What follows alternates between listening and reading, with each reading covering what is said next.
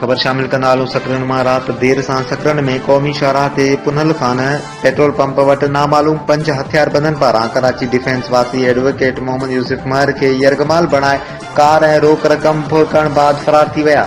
इतला बाद सकरन पुलिस के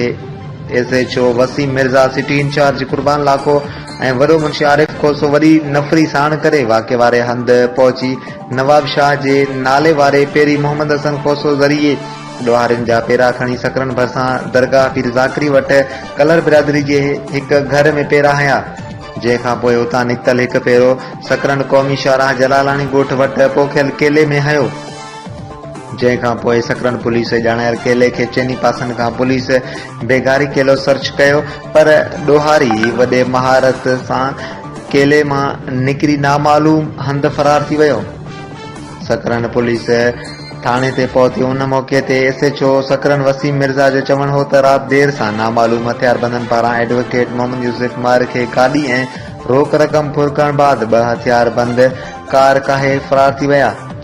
ऐं 3 हथियारबंद मुतासिर माण्हू मथां बीठा रहिया, जंहिंखां पोइ उहे बि फरार थी विया। इतला ते पेरी ज़रिए राज़िक कलर जे घर में ॾोहारिन जा पेरा हया आहिनि, पर घर भाती फरार आहिनि ऐं वधीक जांच करे असल ॾोहारिन खे गिरफ़्तार कयो वेंदो। लाइक कयो असांजे वीडियो के वधीक मालूमात जे लाइ, सब्सक्राइब कयो असांजे चैनल के, बेल आइकन ते क्लिक कयो त जीअं ईंदड़ वीडियोस अव्हां ताईं वक्त सर पहुची सघनि।